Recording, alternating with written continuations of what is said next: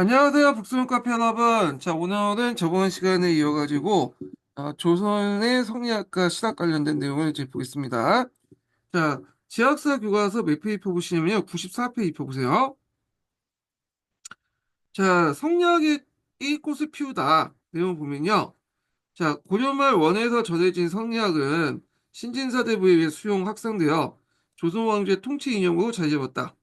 이후 이제 사림은 흉가 효를 비롯해 일상생활에 예의범죄를 당한 담은 소학과 그다음 가정에서 지켜야 할 각종 위대를 정리한 주자가래를 널리 보급하여 항촌사의 성리학적 윤리를 확산하고 이를 실천을 하기에 힘썼다. 이렇게 있는데, 자, 그래서 이제 예전에도 이제 그 전 시간에도 얘기했지만 고려말 때 이제 성리학은 법경을 강조한 허영의 성리학이 처음 들어왔다고 했죠. 그래서 상당히 실존적 성격이 강한 성리학인데, 그때 이 실존적인 성격을 이제 강조하는 그 경전이 소학하고 주자가래요. 예. 자, 특히 이 소학 같은 경우에는 이 조광조가 상당히 강조했던 이 책이죠. 자, 성리에 대한 이해가 깊어지면서 그 당시 인간의 심성에 관찰한 이기론에 관한 그 당시 토론과 논쟁을 벌어졌고, 자, 이기론과 관련된 토론과 논쟁은 이제 사단칠정 논쟁이죠. 사단칠정 논쟁.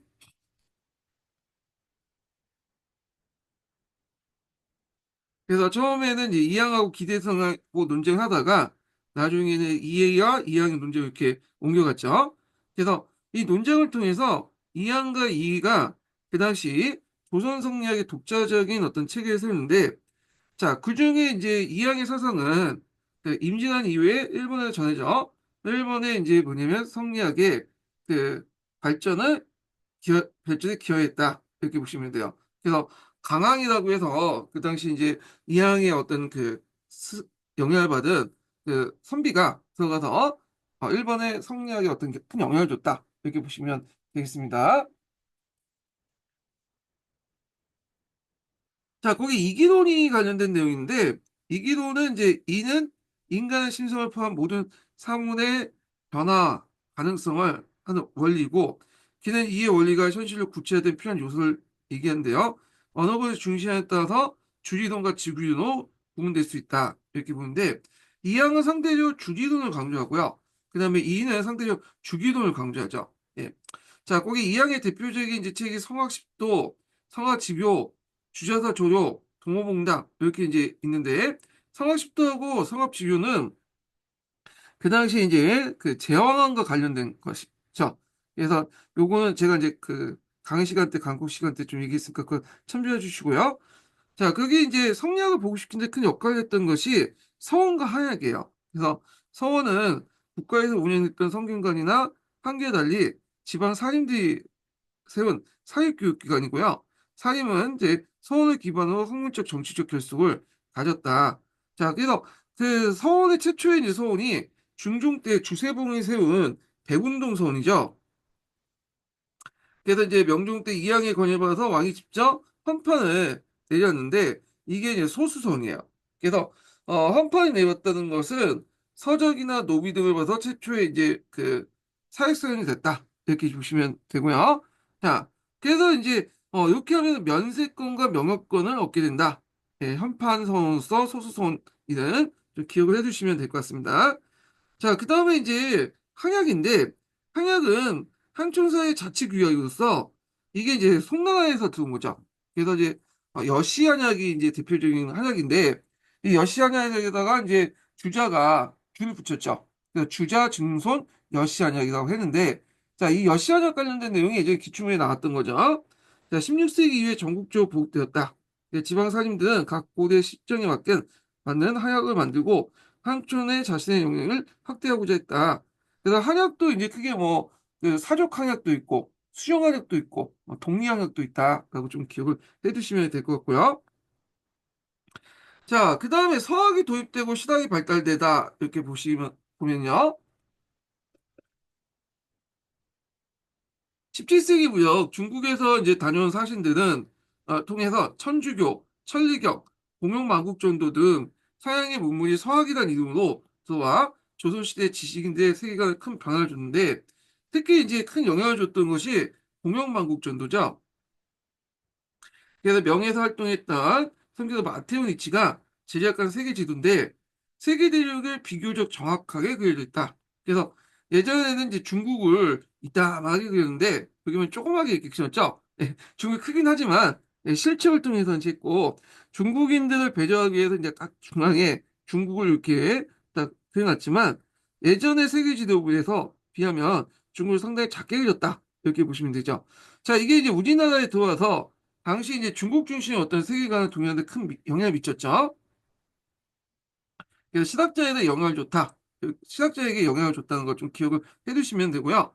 그래서 공영만국 전도하고 공영만국 전도에 이제 관련된 그 신학자들의 영향, 공영만국 전도가 신학자에 미친 영향, 요게 예전에 시험 문제에 나왔습니다. 자, 양난희의 조선사의 신분제 변화, 그 다음에 수치체 동요 등의 변화를 겪고 있었으나 성리학은 이런 문제 해결하는데 한계가 있었고 사회 전반에 걸친 개혁으로 그 당시 현실 문제 해결 신학이 등장했다. 신학은 크게 토지 개혁, 제도 개혁을 중점으로 둔 농업 중심 개혁과 상공업 발전과 기술 혁신을 중점으로 둔 상공업 중심의 그 개혁론을 나누는데 자, 농업 중심의 개혁은 이제 중상주의, 중농주의라고 하고 주로 이제 근기남인들이 이제 주로 했죠. 이 사람들. 그리고 이제 얘네들은 이제 경세 치용 사상이라고 이제 하고, 자, 상공업 중심의 이제 개혁론은 주로 중상주의, 아, 주로 노동이죠. 그래서 이제 요거는 북학파와 연결되어 있고요. 그래서 이용 후생학파라고 좀 하죠. 자, 그래서 농업 중심의 개혁의 유형호는 신분에 따라 차이를 두고, 그 당시 면적의 토지를 나눠, 실제로 면적의 토지나는 균전율을 제한했고요. 그래서 유형원 관련돼서 예전에 노비 그 종목법 관련돼 갖고 한번 시험 문제 나왔죠. 자, 이익은 생활에 필요한 이제 뭐냐면 최소한의 토지를 매매하지 못하게 생활에 필요한 최소한 토지를 매매하지 못한 한전을 내세웠다. 자, 여기에서 생활에 필요한 최소한 토지는 이제 영업전이라고 하죠. 영업전. 그 영업장을 기준으로 해가지고 여기 초과한부는 팔 수 있지만 사들 수 없고 그다음 영업점보다 좀 적은 사람은 매입할 수 있지만 팔 수도 없고 그래서 시간이 지나면서 점점 토지가 분분화되는 그런 것들을 이제 했고요. 자, 정영욱은 토지를 공동으로 경작한 뒤 노동력 수량에 따라서 그 보면 여전노를 주장했다. 그 여장의 지위에 따라서 이제 공동 그 경작을 하고 노동력에 따라서 이제 수확을 분배하는 그런 제도인데, 자, 노동력에 따라서 수확을 분배한다? 뭐가 비슷하죠? 마르크스가 얘기하는 사회주의죠. 사회주의.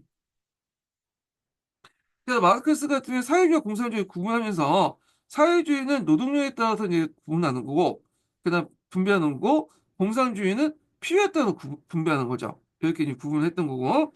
자, 상업 중심 개혁론자인 홍대용은 기술 혁신과 그다음 문벌제도 폐지를 주장했고, 그는 이제 천문학에 또 관심이 있어서 지전설과 무한우주를 제시해서 중국 중심의 세계를 비판했다.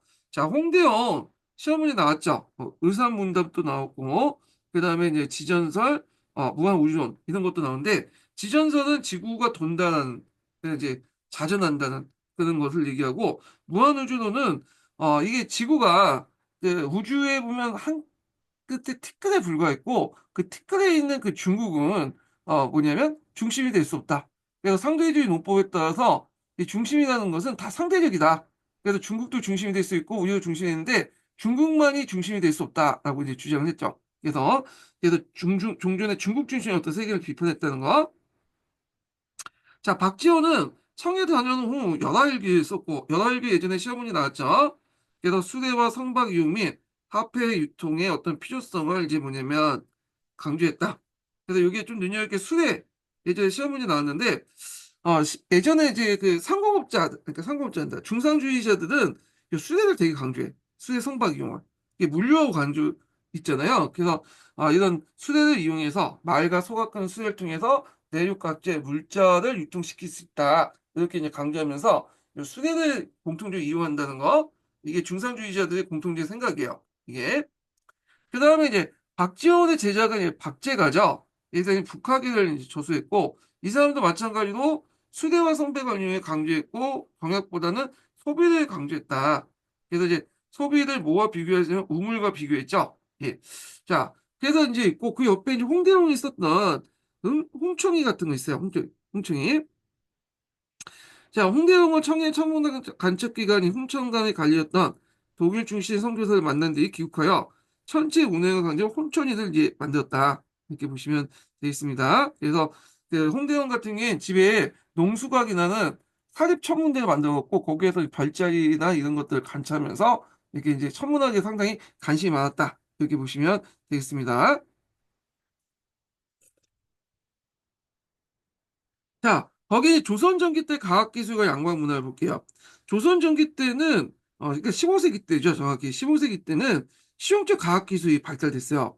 근데 이제 이거는 고려말하고 연결됐는데, 고려말의 원난을 통해서 이런 이제 서역의 또는 중동의 여러 가지 천문학이나 이제 기술 같은 것들이 들어왔거든요. 근데 그런 분위기가 이제 15세기까지 이제 상당히 지속됐고, 그러니까 세종 시기 때 뭐 여러 가지 천문 관측기구 같은 것들을 만들었고, 그 다음에 이제 뭐 천문도도 태조 때 만들었죠. 그 내용 관련된 내용을 보겠습니다.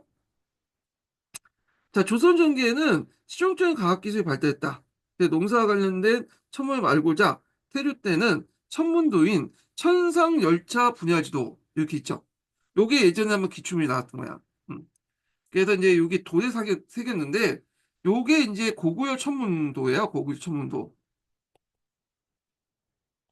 그래서 이제 평생에 있다가 요 태조 시기 때 발견이 됐죠. 그래서 이제 이걸 바탕으로 해서 이제 그 천상열차 분야 지도 같은 것들 만들어졌는데, 자, 그래서 이게 이제 일종의 조선의 건국 시기하고 딱 맞물려 갖고 하늘의 청명을 이제 줬다. 하늘이. 그래서 이제 일종의 조선 왕조의 건국을 정당화시켜주는 그런 역할을 또 했던 거죠. 하늘의 청명을 받은 이성계가 청명을 받았기 때문에 하늘이 이런 청상열차 분야 지도 같은 것들을 이제 내려줬다. 뭐 이렇게 이제 설명할 수 있었던 거죠. 자, 세종시대 때는 혼천이와 간이를 만들어서 천체를 관측했고요. 그다음에 해식이었던 앙부일구. 이 앙부일구는 이제 예전에 기출에 문제 나왔던 거고요. 작용을 만들어서 시간을 측정하게 됐다. 그리고 이제 중국과 이스라엘 역법을 참고해서 한성을 기준으로 해서 역법선 7점선을 이제 편찬했다라는 거죠. 그래서 우리나라하고 이제 북경하고 이게 경도가 다르잖아요. 그러다 보니까 이제 시간에서 한 15분 정도 차이가 나거든요.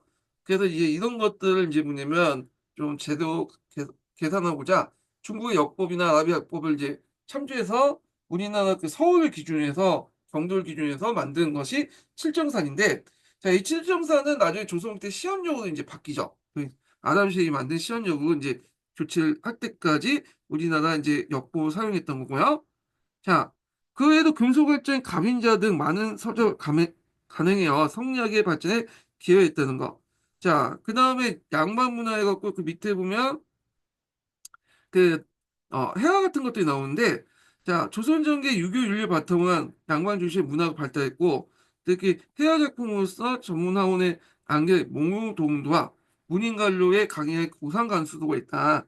그래서 보통 이제 조선시대 때 해화사 같은 경우에는 두 가지 흐름이 있죠. 하나는 이제 사대부들이 취미로 이제 그리는 이제 문인화가 있고, 그 다음에 이제 이런 예 뭐냐면 전문적인 학원들이 그린 이런 그림들이 있었다. 이렇게 보시면 되는데 고상간수도는 한번 좀 봐주시는 것도 좋겠죠. 이거.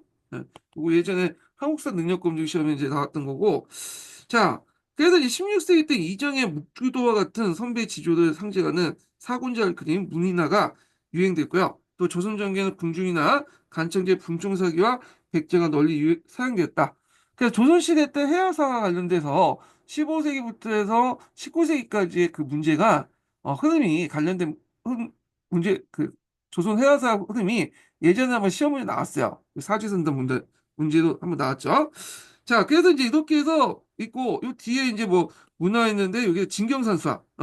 조선 후기 때 기존의 중국에 영향을 받아서 우리의 자연을 보고 직접 그린 예전에 중국의 산수들만 그렸는데 이제 우리가 직접 보고 그린 진경산수화가 있었고 여기 이제 그 밑에 깔려 있는 건 조선중화주의죠. 조선중화주의. 그래서 명이 망하고 청이 등장하고 나서 조선의 그러니까 중화의 정통이 이 청어 간 게 아니라 조선 같다. 청어는 이제 만주족이잖아요. 그러니까 이제 조선 같다. 이게 이제 조선 중화주의인데 이 조선 중화주의에다가 이제 진경산서를 그렸고 그다음 풍속화도 일종의 이제 우리의 모습을 그린 거잖아요. 그렇게 이제 볼 수가 있고 그다음에 또 뭐 글씨체에서 동국진체라는 게 있고 이것도 조선 중화주의가 반영됐죠.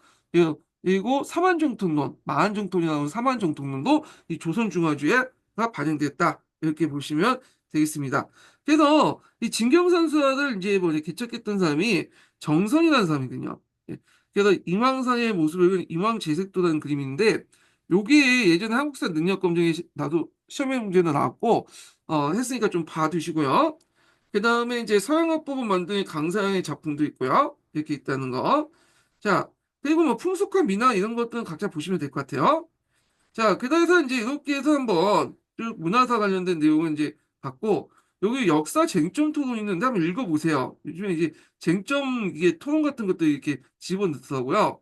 예, 근현대사 저기 22년 개정교과서 내용에는요. 그래서 이제 이렇게 좀 이렇게 했고, 자, 그 다음에 넘어가서 이제 여기 지학사 한번 읽어봤고, 그 다음에 볼 게 이제면 해당 교과서를 보겠습니다. 적어도 한 두 개는 봐야 될 것 같아서 일단은 해당 교과서를 볼게요. 해당 교과서도 2장에 이제 근대 이전의 한국사 탐구라는 제목이 있고 여기는 똑같아요. 저도 이제 대의관계에 관련된 내용이 있고 그 다음에 이제 여기는 문화사. 이 문화사가 좀 앞에 나왔네요. 그 다음에 여기가 경제사, 여기가 사회사. 그래서 대의관계, 문화사, 그 경제사, 사회사 이렇게 이제 있다는 거 이렇게 이제 보시면 되겠습니다.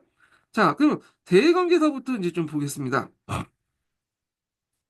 자, 여기 보면 삼국은 중국과 조공채권 관계를 나는 외교 관계를 맺었다.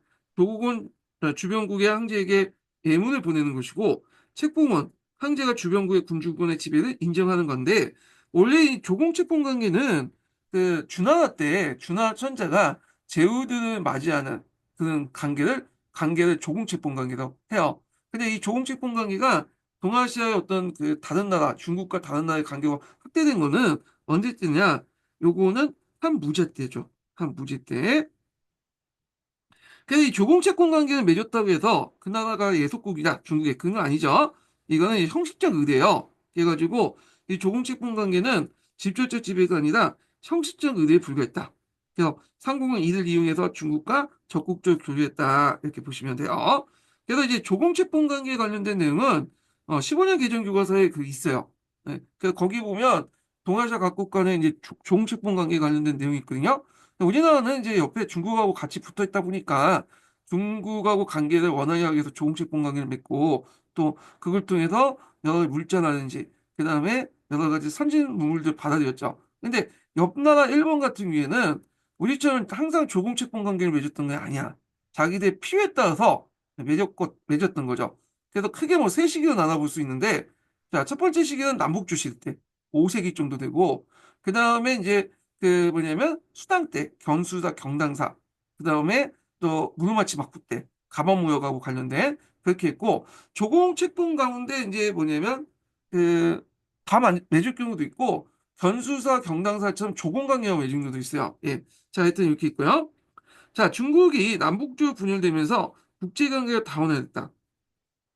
자, 고구려는 중국의 남북주와 유연하게 조공 채권 관계를 맺으면서 동아시아 패자로서 군림했고요. 자, 이 고구려 중에 이렇게 남북주와 이제 유목민족들과 적당히 등거리 하면서 외교 관계를 맺었던 사람이 대표인 장수왕이죠. 장수왕이 가면 외교가 대표적인 거고요. 자, 백제는 주로 남주에서 이제 사실을 파견하여 각종 선진물을 받아들였고, 이들 가야나 외에 전달해줬다. 그래서 제가 예전에 백제와 이제 역할을 이제 할 텐데, 어, 낙랑 대방군이 망한 후에 낙랑 대방의 역할을 백제가 했어요. 그래서 백제가 가야 외 이렇게 이제 연결되는 어떤 그 중국 문물의 어떤 통로로서 이용됐고, 요때 이제 뭐 이게 이제 되게 4세기 말 정도 되겠죠. 예.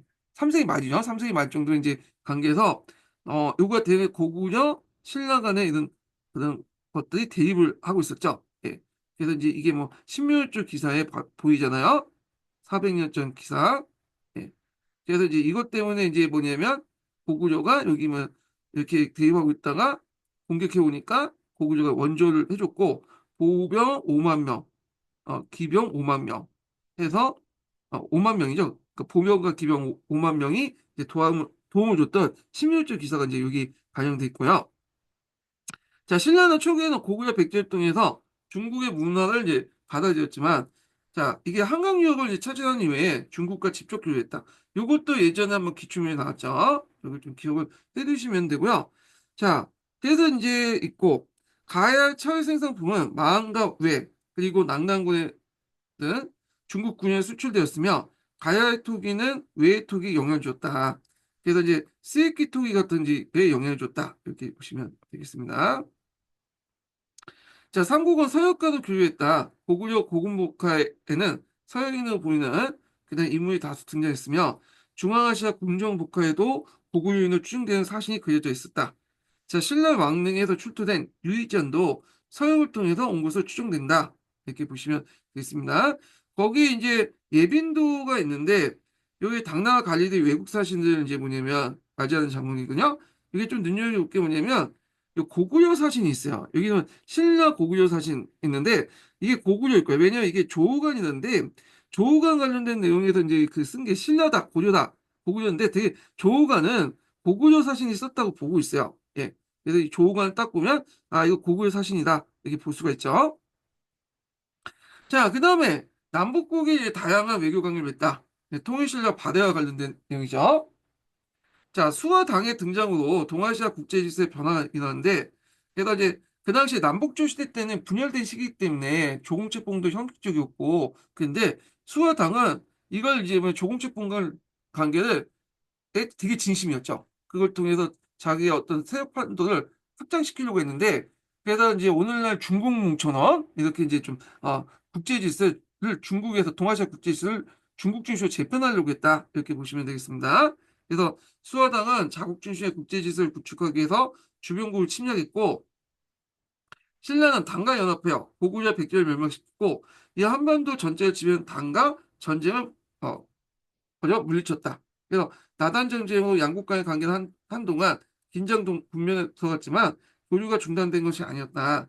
그래서 이제 신라가 당나라를 물리치고 나서도 계속 당나라에 이제 뭐냐면 사신을 보내고 결국에는 이제 당나라 바다가 이제 당나라 신라가 합공해서 바다를 공격하잖아요. 그 이후에 정식적으로 이제 다시 예전처럼 관계가 복원됐다. 이렇게 보시면 되겠습니다. 자, 신라는 당의 유학생과 승려 등을 파견해 활발히 교류했다. 당에는 신라의 집단 거주지인 신라방이 있었고, 참고로 이 당나라 같은 경우에는 시방제라는 도시 운영 계획이 있었죠. 예, 시방제. 그래서 이제 시장은 딱 두세 개 있고, 간설시장 있고, 그 다음에 그 중간 주적대로 중간에 방이라는 게 있잖아요. 그래서 신라인들이 모여 살고 있는 이 신라방도 있었다. 이렇게 보시면 될 것 같고, 신라의 하국통에서는 아라비아 상인들이 왕래했으며, 자, 보통 통일신라 시대 때 주요 항구는 울산항이었어요. 울산항. 예. 그리고 그전에는 당항성이었죠. 그래서 이제 울산항에서 아라비아 상인들이 왕래했으며, 9세기 때 이제 신라 정보가 완도에 청해진을 이제 만들죠. 그래서 이제 예전에 청해진에 관련된 내용이 기출문에 나왔던 거죠. 여기.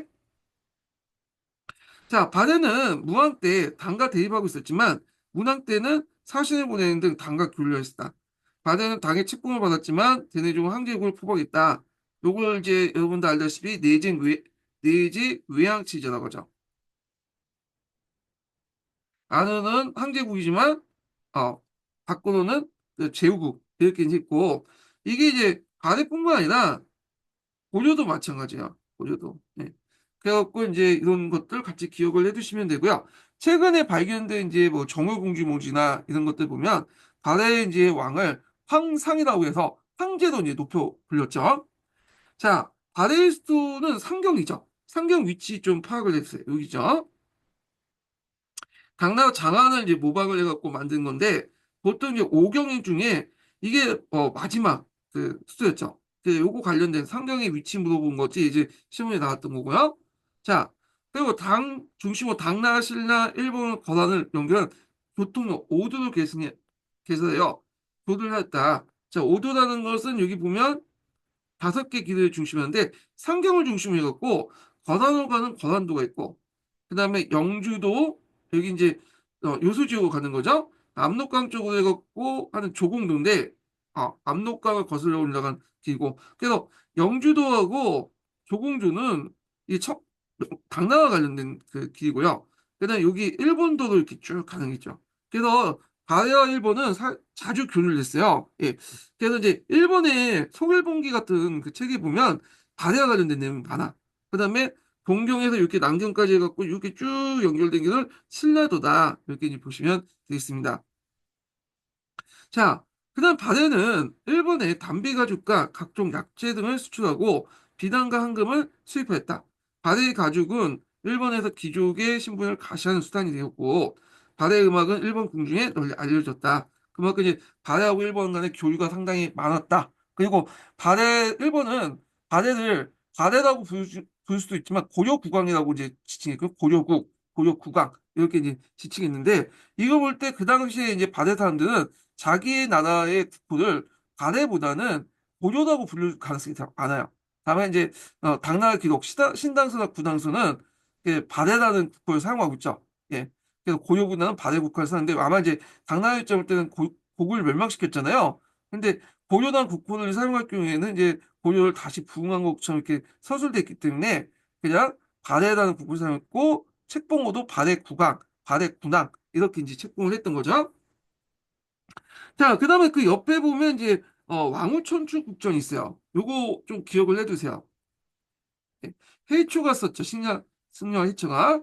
그래서 이제 천축국이라는 것은 인도를 얘기해요. 인도를 왔다 갔다 하면서 쓴 책이다. 이렇게 이제 했는데 요거 예전에 15년 개정 교과서 아니 그러니까 15년 개정 교육과정 있죠. 그 예문으로 나왔던 거예요. 그래서 한번 나올 가능성이 있어. 왕후천축 국전하고 해초 이름하고 서명 좀 기억을 해두시면 되겠습니다. 자, 당에 갔던 신라 승려 해초는 인도 승려 금강지를 만나서 그의 제자가 되었고 금강지의 권유로 순례를 떠나게 됐다. 해초는 인도로 건너가 불교 유적을 둘러보고 돌아왔다. 그래서 왕후 천축 국전은 그가 천축의 다섯 나라, 그러니까 인도죠. 인도의 다섯 나라를 보고 쓴 기행문이다. 이렇게 보시면 돼요. 자, 이는 신라인들이 본 8세기 인도와 중앙아시아 모습을 생생하게 전해주는 자료이다. 이렇게 보시면 되고 그 밑에 통일신라와 발해 대외교류가 있죠. 그래서 제가 아까 이제 얘기한 그 당시 통일신라 관련된 내용 볼때 여기 이제 상동본도에 신라인대 숙소인 신라강과 발해인의 숙소인 발해관이 있고요. 그 다음에 이제 항아도 당항성과 금성이 울산을 통해서 당 1번 발해 서역을 조리했다. 그래서 여기가 당항성이고 여기가 이제 울산인데 통일신라 전기 때는 당항성, 삼국시대가 통일시대 때, 후반기 때, 중후반 때는 이 울산이 이제 대항구로 각광을 받았다. 이렇게 보시면 되고요. 자, 그 당시에 이제 또 외국인들이 많이 이제 들어왔다는 걸 알 수 있는 게 신라 원성왕릉 대릉에서 볼 수 있어요. 그래서 서역인들 모습을 하고 있는 모습들이 이제 여기 이 문무상이라고 볼 수 있는데 무인상 같아요. 이 무인상을 서역인들의 모습을 그렸고요. 그 밑에 이제 청해진 있죠.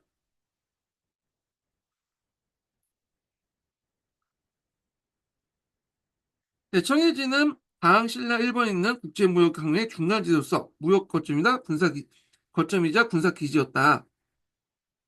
자, 그다음 발해 오도와 관련된 내용도 있고요. 예. 자, 뒤에 넘어가서 이제 고려가 다원적인 국제관계를 맺다 이렇게 보겠습니다. 자, 고려 건국 이후에 동아시아 정세가 크게 변동했다. 그래가지고 이제 고려가 있을 때 그 송나가 있었잖아요. 송나라의 문치주의 때문에 주변 민족들을 잘 통제를 하지 못했어. 그래서 신라 같은 경우에 당만 주로 상대했는데 여기에서 고려는 송나라 외에도 거란족이나 여진족이나 몽골족이나 그렇게 이제 여러 세력들과 좀 상대를 했잖아요. 예. 그러다 보니까 이제 좀 국제관계도 당원 쪽으로 이제 그 펼쳐질 수밖에 없겠죠. 자, 만주에선 권한이 성장하여 바다를 멸망시킨 후 세력을 확대했고 중국에서는 5대 19개 혼란기를 거쳐서 송이 중국을 다시 통했다. 자, 고려는 건국 초부터 권한을 배척하는 한편 송과 계속 교류를 하였다.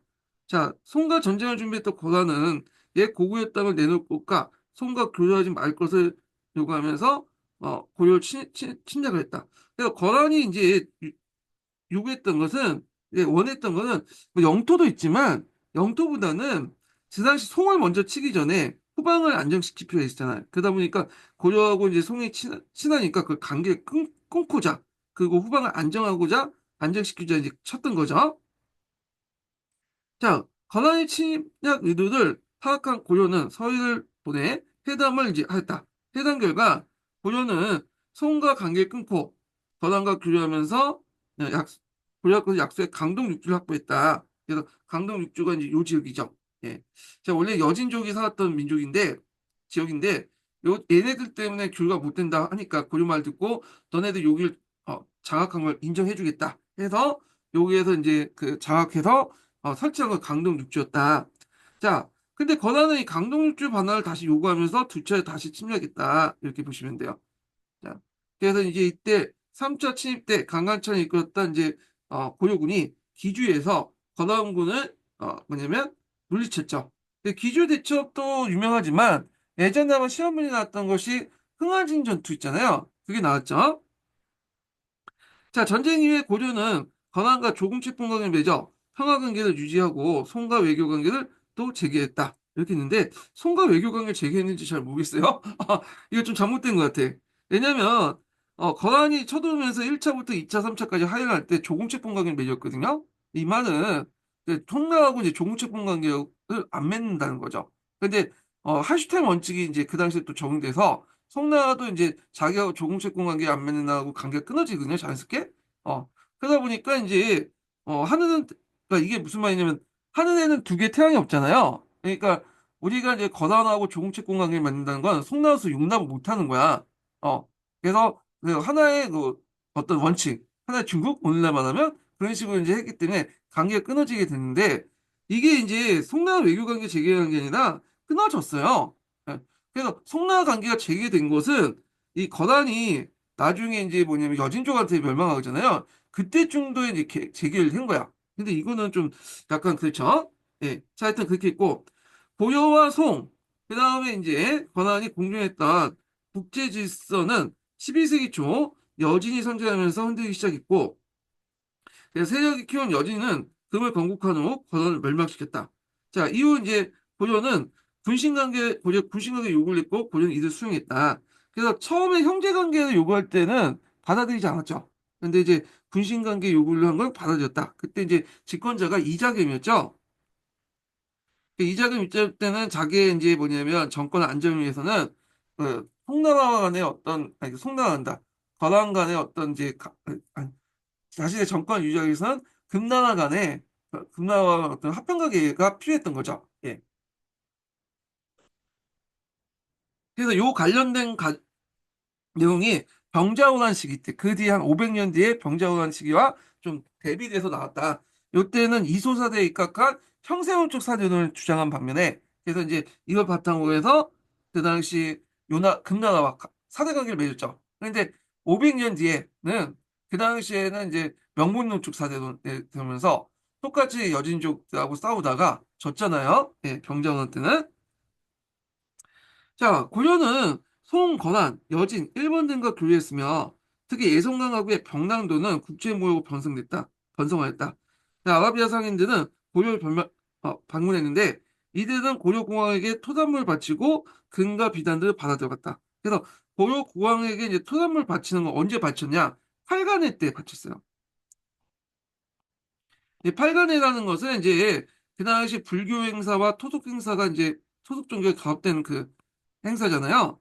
그래서 이때 이제 뭐 거란족, 여진족, 뭐 하여튼 아라비아 상인들 등와가지고 이제 여러 가지 재래를 이제 갖다 바치는 선물 갖다 바치는 행사도 있었는데 이걸 또 고려가 이제 내재 외향적인 어떤 모습을 보였다. 항제국의 모습을 보여줬다. 그래서 팔간회적 행사, 팔간회 같은 것들이 그 당시 고려의 그 내재 외향 체제를 잘 보여주는 행사였다라고 이제 하고 있죠. 자, 그다음 13세기에 중국에서 금이 쇠퇴하고 몽골이 이제 세력이 확대되면서 확대되었다. 몽골의 침략을 받은 고려는 몽골도 우리나라 친 이유가 뭐냐면 송나라 금나라 치기 전에 후방을 좀 안정시키는 목적에서 친 거예요. 자, 고려는 오랜 전쟁 끝에 강화를 했고 몽골이 세운 원의 그 내정 간섭을 받았다. 자, 원 간섭기에는 동서 교육망이 안정되면서 교육이 활발해졌고 많은 외국인들이 고려 방문했고 이 과정에서 고려는 농어성 서적인 농상집요와 목화를 받아들였고 이 농상집요는 조선 초기까지 상당히 영향력을 미치죠. 그 다음에 이때 또 이제 들어왔던 것이 제민요술이에요. 그래서 농사진흥과 제민요술을 좀 외워두시고요.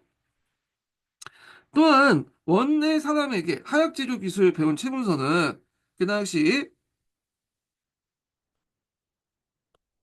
자, 하통도검을 설치하고 건의했고, 그래서 이제 이후 하역은 외국 문제를 해결하는데 큰 역할을 했다. 하통도감 예전에 한번 선지도 나온 적 있죠. 객관식 선지도. 그다음에 하역을 통해서 이제 외국 문제, 먼 거리 하역을 이제 발사해서 먼 거리에 있는 외국을 격퇴하는 데 이용했는데 이때 해전에 이용한 최초의 하역물을 해전에 이용했던 것이 진포대전이죠. 진포대전. 자, 그래서 이제 이런 내용들 보시면 될 것 같고요. 그 다음에 이제 이 아라비아 상인들과 교류하는 과정에서 이 고려라는 나라가 이제 알려지게 되고 고려를 그 당시에 이제 이 고려는 이제 한자로 적어 놓은 거고 실제 고려 사람들은 이걸 고리라고 불렀을 거라고 보고 있어요. 조선 초기의 그 문집에 보면 고려를 그 당시 조선 초기 때 한글이 발명된 이후에 이걸 이제 고려를 고리라고 적었거든요. 그래서 이게 아마 코리아라는 말이 그 당시 그 고려 사람들이 고리고리 하니까 이 말 듣고 아라비아 상인들이 아 코리아 이렇게 해서 이제 나왔다고 이제 보고 있거든요. 자 그렇게 있고 그다음 신안성 관련된 내용인데 이거 가끔씩 이제 역사 프로그램에 자주 나오는군요. 예, 1975년은 전라남도 신안군 앞바다에 송원 고려 일본의 물건을 실은 채에 가라앉아 있던 배 한 척과 수많은 무역품이 발견되었다.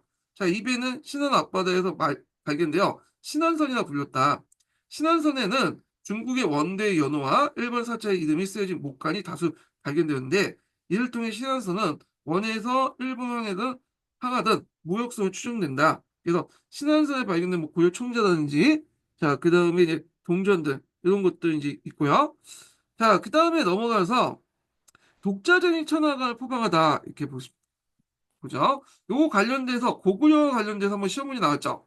근데 고구려뿐만 아니라 그 당시에 뭐 신라라든지 발해라든지 뭐 고려라든지 심지어는 일본조차도 이렇게 각국이 독자적인 철학을 다 포항을 하고 있었어요. 그래서 자신을 중앙으로 보고 나머지 다 오랑캐로 보는 어떤 사이관도 가지고 있었고 자 그래서 이제 내용을 보겠습니다. 근데 요거 하기 전에 인증번호 알려드릴게요. 인증번호는 88번입니다.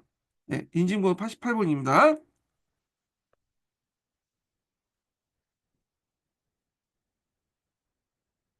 자, 삼국과 발해, 고려는 중국과 조공채통관을 맺었다. 그러나 이런 외교 관계를 이용하여 중국과 적극적으로 교류하는 등 실리적으로 대응했다. 또한 국내 정세가 안정되자 대내적으로는 황제를 표방하면서 그 중국과 다른 독자 연호를 사용하는 등 독자적 천하를 드러내기도 했다. 예. 그래서 있고 예전에 고구려의 독자적 천하관 관련된 내용이 나왔죠. 그래서 보통 이제 내제 위왕 체제가 있다 이렇게 보시면 돼요. 그래서 이거는 백제, 신라, 고구려, 발해, 고려 등 다 보여. 근데 조선 같은 경우에는 자칭 제국이기 때문에 이런 거 안 보이고요. 그래서 이제 고구려 강개토 대왕비에 보면 자 여기 보면 이제 그 국호에서 이제 그 영락이라는 연어를 사용했다는 것을 볼 수 있죠. 영락. 그 다음에 여기 태왕이라는 이제 친구죠. 네, 태왕이라는 왕 중의 왕, 황제라거든요. 그래서 고구려 강개토 대왕은 나름대로 이제 뭐냐면 독자적인 천하관을 갖고 있어서 자신을 중앙에 이제 황제 정도 태왕이라 보고 주변의 국가를 제국이라고 했어요. 그래서 백제와 신라 같은 경우에도 충분히 멸망시키고 그 땅을 먹을 수도 있는데 먹을 수 있을 수도 있는데 일단 황제가 있으면 그 밑에 제후궁 존재해야 될 거냐. 그래서 살려는 줬죠. 그래서 그들로부터 조공을 받고 책봉하는 식으로 하는 것을 이제 하기 때문에 이 고구려 강개토 대왕은 그 당시 백장과 신라로부터 예속을 뭐냐면 성민을 이제 삼고 이것도 조공을 받았다. 예. 그래서 멸망시키지 않고 살려둔 이유가 조공을 받기 위한 거다. 그래서 이런 것들은 고구려 중심 어떤 천하관을 볼 수 있다. 이렇게 보시면 되겠습니다. 그래서 후에 이제 관개토당의 시호 중에 여기 보면 태양이라는 말 자체, 왕 중에 왕이란 말은 강개토대왕만 썼던 거고, 요거는 황제라는 말과 비교해 볼 수 있다. 이렇게 보시면 되겠죠. 자, 그 다음 신문학 때도 이제 뭐냐면, 나름대로 이게 독자인 철학을 볼 수 있는데, 자, 신문학 때, 당 고종이 신라의 사신을 빌렸다. 너희 신라는 회의도 작은 나라로서 태종이란 칭호, 태종은 묘죠. 당태종이 묘를 썼는데, 너 왜, 무효왕 때 묘를 쓰냐? 이렇게 이제, 얘기하는 거죠. 자, 태종이나 묘를 사용하여 천자의 칭호를 참나하게 쓰면 그 뜻을 불충한 데 있으니, 속히 그 칭호를 본쳐라. 신라왕은 글을 올려 답했다. 신라는 비록 작은 나라지만 고독한 신하 김유신을 얻어서 상골 통일했으므로 태종이라 했다. 그러니까 이게 조종을 썼다는 것 자체가 항제국만 쓸 수 있는 건데 이게 가히 쓴 거고 태종이라는 거는 이세민이 또 태종이 했잖아요. 그래서 이제 그런지 몰라도 여기 한번 좀 몇 마디 듣고 나서 이후부터는 묘를 쓰지 않았어요. 그러니까 기록상 나와 있는 묘는 신라 같은 경우에는 태종 무형밖에 없어요. 예, 무형. 물론 이제 비문에는 열조라든지 원성왕이죠. 그다음에 태조 성화왕 같은 것들이 나오긴 하지만 예, 기록에 보면 예, 묘는 태종밖에 없다. 이렇게 보면 되시 보면 되시 보면 되는 거고요. 그다음 고려나 조선은 어 나라 건국 때까지 초종 망할 때까지 아니 고려와 조종 잠깐 다시 제가 말을 많이 해갖고 지금 많이 혼나고 있어 지금. 자, 고려와 조선 같은 경우에는, 조종제를 썼죠. 조종제. 물론 이제 고려 같은 경우에는 끝에 이제 뭐, 충짜 돌리는 왕들은 시온을 썼긴 했지만, 조종제에다는 묘를 썼다. 이렇게 좀 기억을 해주시면 될 것 같고요. 심지어는 자칭 제후국인 조선도 이 조종제만은 포기하지 않았죠. 자, 발해 같은 경우에는 이제 보면, 문항에 보면, 이 항상이라는 것은 항제를 의미하죠. 항상은 조회를 피하고 크게 슬퍼하시며 정침에 들어가 자지 않고 음악도 중시했고 장례를 치르는 의식을 간청해 명하여 완비했다. 그래서 이 정호 공주는 이제 문왕의 딸인데 문왕보다 빨리 죽었죠. 그래서 이제 그때 딸을 잊고 슬픔에 잠긴 모습들을 그린 거고요. 예. 그래서 이제 있고 근데 중국 같은 경우에는 발해가 중국의 지방 정권이다 했는데 지방 정권에서 요 항상이나 말 쓰는 것 자체가 좀 문제가 있는 거죠. 그러니까 요걸 볼 때, 바다는 지방정권이 아니라 독자적인 천하관을 갖고 있는 국가였다. 이렇게 보시면 되겠습니다. 자, 그 다음에 이제, 여기 보면 이제 강종 때 관련된 기록인데, 장관이 처음 세워지자 하늘 가운데까지 미칠 듯 하네 하면서 있는데, 이게 쭉 보면 중풍 3년이라는 게 있어요. 중풍. 중풍이라는 것은 이제 그 당시 고려의 강종에서였던 연호죠. 예. 그래서, 고려 같은 경우에는 천수라든지 중풍이라든지 하면서 고려 초기 때 연어를 사용한 기록이 있어요. 물론 이제 이후부터는 사용되지 않았지만 고려 중기 때부터 중기 때 중기부터는 사용하지 않았지만 고려 초기 때 연어를 사용했다. 이렇게 좀 보시면 되겠습니다. 자, 그 다음에 조선 관련된 내용인데요. 예, 볼게요. 자, 조선의 외교 정책은 어떻게 했을까 이렇게 했는데 조선은 큰 나라 섬기는 사대와 이웃나라 대등하게 여긴 사대 교리는 외교의 기본 원칙으로 삼았다. 자, 건국적 명가의 갈등을 빚으면서 요동 정부를 추진하게 했는데 이때 명나라 갈등을 빚었던 게 여진족이나 요동 기속 문제 때문이거든요. 이 여진족이나 요동 같은 경우는 아직까지는 명나라가 완전히 그 지역을 장악하지 못했어요. 무주공산 지역이죠. 그래서 그 당시 요동을 또 장악하려고 했고 요동엔 또 그 당시 여진족들이 많이 살았잖아요. 그래서 요게 기속 문제 가지고 좀 갈등이 있었죠. 예. 자, 세종 때 관계가 정상화되면서 4대 외교를 전개했다. 조선의 왕은 명예 황제부터 책봉을 받았고 명예 조공을 보낸 뒤 답례로서 다양한 물품을 받았다. 자, 이는 조공 책봉강을 이용해서 경제 문화적 실리를 취하기 위한 것이었다. 자, 일본과 여진들 대선 교진 정책을 실시하여 사회에 따라 하유책과 강경책을 펼쳤다. 자, 고려 말부터 계속된 외구의 약탈이 그치지 않자 세조 때 외구의 근거진 스시마성을 정벌했고요. 그러나 이후 스시마성의 영주가 교육을 청하자 산포를 열고 외관을 설치하여 무역을 허용했다. 자, 여진은 무역소를 열어 교육을 허용했지만 여진이 국경을 침범하자 포고에 나서 세종 때 사군 육진을 개척했다. 명예멸망 후에 조선중화주의. 그래서 조선중화주의에 관련된 설명 그 밑에 있죠. 그래서 중화주의는 중국의 수소, 중화하고 주변의 다른 나라를 오남게 부는 사상을 뜻하는데 명의멸망 후에 조선이 명을 대신해서 왜냐 청나라에 만주족이 세웠기 때문에 이제 얘는 중화가 자격이 될 수가 없죠. 그래서 작은 그 조선인 작은 중화인 그 조선이 이제 중화주의가 내세울 수 있는 거죠. 이걸 조선 중화주의라고 하죠. 자, 그래서 조선 중화주의 관념이 퍼지면서 조선은 유교적 문명 국가임을 자처했다.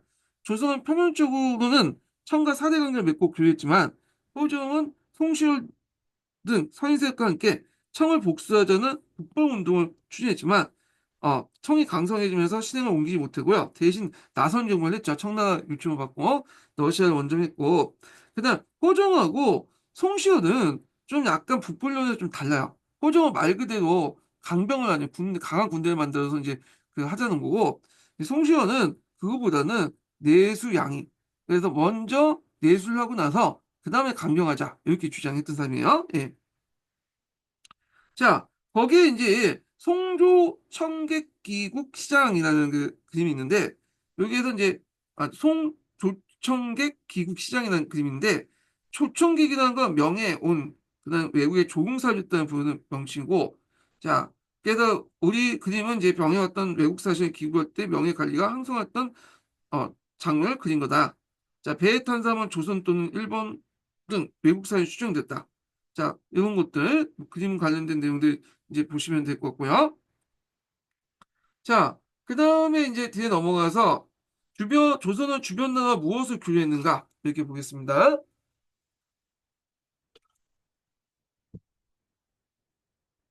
자, 조선의 사실은 명예, 종이, 그 다음에 인삼, 금을 가져갔고, 조선의 사실 명예, 종이, 금, 인삼 등을 가져갔고, 특히 인삼이 되게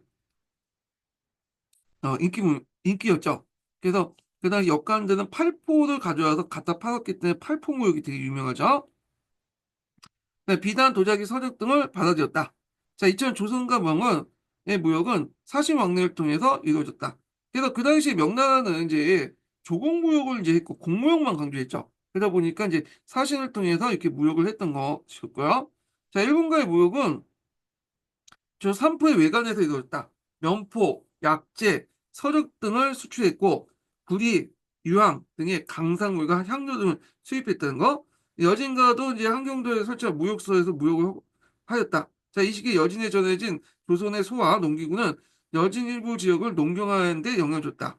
참고로 여진족 같은 경우에는 유목민족으로 좀 잘못 알려진 것이 있는데 여진족 유목민족이 아니에요. 얘네들은 이제 산림 지역에 살았던 민족이기 때문에 그래서 수렵이나 아니면 농경이죠. 저는 수렵을 했던 민족들이야. 그러다 보니까 말을 이제 되게 잘 탔던 이유 말을 잘 탔고요. 그다음 늑구, 그다음에 자화, 시안 같은 것도 교육했고요. 이들은 조선의 토속물 가지고 문방구, 불상 등을 통해 답례품을 받아나갔다. 그래서 여진족 정벌하는 과정에 사군 육진이 개척됐고요. 이걸 통해서 이제 오늘날 압록강과 두만공한 국경선이 형성됐고요. 그래서 사군에 파견된 것은 최은덕, 그다음에 육진에 파견은 김종서 이렇게 있는데 김종서는 이게 무인 같지만 문관 출신이에요. 이 사람.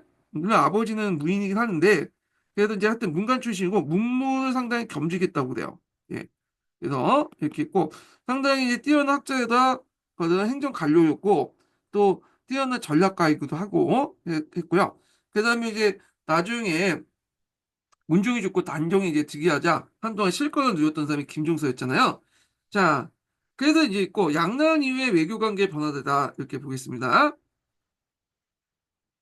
자, 양난 이후에 이제 변화된 국제 관계 속에 조선은 청과 일본과 새로운 외교 관계를 설정했다. 청은 정치가 안정되자 농업과 그다음 상업이 발달했고 사양과 교류도 활발해졌다. 그래서 조선이 청에 파견된 사절단은 연행사라고 하죠. 연행사. 그래서 앞에는 조천사고 여기는 연행사라고 하는데 명나라 파견은 조천사고 여기는 연행사라고 하는데 연행이라는 건 영경에 보낸 사절단이에요.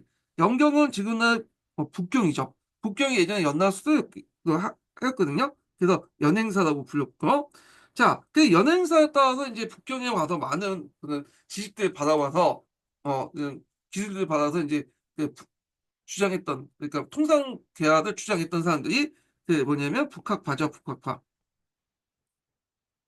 연행사를 통해서 서양에 청해 있었던 서양의 여러 가지 과학 기술이나 이런 것들 받아들인 사람이 북학파였다. 자, 이들을 통해 청과 서양의 문물이 조선에 유입되었다. 자, 일본의 에도막부는 임진왜란 이후 조선의 국교 회복을 요청했고, 조선 역시 이제 전쟁 피해 복구와 여진의 위험에 대비해서 그 당시 강해군 때 그 국교가 수입됐죠. 통신사를 파견했다. 자, 통신사는 외교사절단 역할과 함께 양국의 문물교류에 기여했다.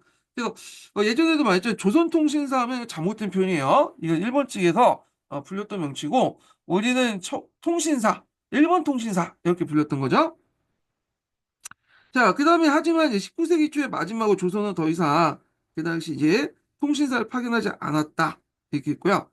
그 다음에 이제 여기 밑에 보면 야연사준도가 있죠. 김종서가 여진족을 물리치고 육지를 설치한 후 한경도에 잔치를 하고 있을 때 이삭을 그린 조선후기의 그림인데 이 김종서가 음주를 되게 잘 그 음주 감원을 상당히 즐겼다고 그래요. 그래서 그것 때문에 민원도 들고 민원도 올리고 민원도 지금 많이 먹고 그랬거든요. 그래서 이제 김종서가 이제 장군을 데리고 고생했다고 음주 감원도 하고 너무 화려하다 보니까 그거에 비난하는 상수도 올라오고 그랬다고 해요. 예. 그리고 이 밑에 이제 외관도인데 이게 이제 초당외관이죠. 그래서 조선후기 때 대표적인 외관이 부산에는 초당외관하고 두면포 외관이 있어요. 예, 두 개가 있는데 그중에 하나가 이 초당외관이고 외관하는 이제 일종의 마을이에요. 여기 보면 거기 다 있어. 예, 떡집도 있고 위원도 있고 염색집도 있고 이렇게 있었다. 이렇게 보시면 되겠습니다. 자, 여기 뭐 연행사 새로운 문물을 접하다. 여기 보는데 병자호란 이후에 청에 파견된 연행사는 영경에 파견된 사절단이라는 뜻인데 요때 영경이라는 건 북경이죠. 연나라 그래서 연나라의 예전에 수도가 영경이었고 이게 북경이죠, 지금. 자, 연행사는 매년 동지에 정기로 파견되었지만 특별한 일이 생겼기 때문에 임시로 사절단을 보내기로 했다. 연행사는 이제 뭐냐면 영경을 머물면서 공식적 외교 업무를 수행했고 청약자나 서양의 선교사들과 교류하면서 새로운 문물을 접했다. 그래서 연행사가 갔던 길을 쭉 있는데 그중에 이제 책문이라는 곳이 있어요. 책문. 예전에 말했지만 이 책문은 여기 때부터 국경선이죠. 여기가 봉금지대니까. 그래서 여기에서 책문 표시가 발생했죠. 자, 그 다음에 성향이 있는데, 성향은 이제 청이 이제 세운 만주족이 중심지였죠. 예. 그래갖고 이제 예전에 이제 이게 심양인가 그랬고요. 예. 그래서 예전에 이제 그 보궁이 있었던, 원래 청나라 예전에 수도가, 후금의 수도가 여기였죠. 여기에 이제 소현세자가 머물렀던 동관도 있었고요. 자, 그 다음에 이제 여기 보면 쭉 상해관을 거쳤는데, 그리고 이제 영경 이렇게 있고, 자, 이 상해관은 이제 여러분도 알다시피 만리장 끝에 있는 거고, 영경 같은 게 보면 이제 유리창이라는 것이 있어요, 여기. 게다가 이제 여기에서 이제 각종 서적이라든지 골동품, 그 다음에 서양 물건들을 파는 점포들이 쭉 있었거든요. 그래서 이제 연행사와 문인들이 청을 방문하면서 반드시 들르는 곳인데 여기에서 뭐 연안지락이라든지 그다음에 해곡도지라든지 이런 다양한 책들을 이제 가져갔다 이렇게 보시면 되겠습니다. 자, 그래도 이제 이렇게 있고 그다음에 에도의 이제 통신사 관련된 내용 볼게요. 자, 통신사는 믿음을 통한 사절단의 뜻이다. 그래서 임진왜란으로 단절됐던 조선과 일본의 외교 관계는 강해군 때 기후약조를 체결했죠. 기후약조는 저번에 얘기를 했을 거예요. 그래서 이제 저번에 얘기했나? 저기 한국사 강독 시간에 제가 얘기를 했거든요. 강해군 때 맺어진 건데 그 당시 이제 후금이 등장하니까 앞뒤로 이제 공격받을 수 있잖아요. 그래서 후방을 안정시키기 위해서 외와 이제 기후약조를 맺었다. 자, 일본의 에도막부는 대내조 건의를 내세우자 조선의 통신사의 파견을 요청했고 통신사의 파견 규모는 보통 400명, 500명 정도였고 되게 5개월에서 8개월 이제 소요되었다. 네, 이렇게 있고요. 통신사 이제 이게 파견 경로들이 쭉 있어요. 여기 그래서 이제 이렇게 있고 오사카 와가지고 나고야 거쳐서 에도까지 이렇게 들어가는 거 있고요. 자, 그래서 이제 에도에 도착한 통신사는 조선국왕의 국서와 선물 전달하고 쇼군의 국사 선물을 가지고 돌아왔다. 예. 그래서 이때 이제 문화적 교류도 있었는데 조선인 글씨 업계에서 조선인 글씨가 이제 일본인에게 큰 인기를 많았는데 통신사인연의 내 아이들까지 글씨를 요구받았다. 이렇게 있는데 아마 신기해서 받은 것 같아요. 제 생각에. 네. 그다음 일본이 상당히 이제 과학기술이나 이런 것들도 발달됐고 하니까 뭐 우리가 특별히 이렇게 문화적으로 뛰어나가지고 이제 달라는 것보다는 그런 이제 잘 쓴다니까 뭐 이제 신기해갖고 호기심을 받아간 걸로 알고 있거든요. 자, 그래서 이제 이렇게 있고요. 자, 그다음에 이제 뭐 이렇게 쭉 보시면 될 것 같아요. 예. 자, 그 다음에 문화사 부분을 볼게요. 이게 이제 여기는 문화사가 좀 앞에 있더라고요. 이게 해당 교과서는. 근데 오늘 이게 시간이 좀 됐고, 제가 좀 앞에 또 한국사 강독을 하다 보니까 약간 지금 목이 막히거든요. 그래가지고 오늘 여기까지 하고, 다음 시간에 불교와 관련된 문화사들 강독을 해볼까 합니다. 오늘 끝까지 강의 들으셔서 수고하셨고요. 예, 다음 주에 뵙겠습니다. 자, 출석 체크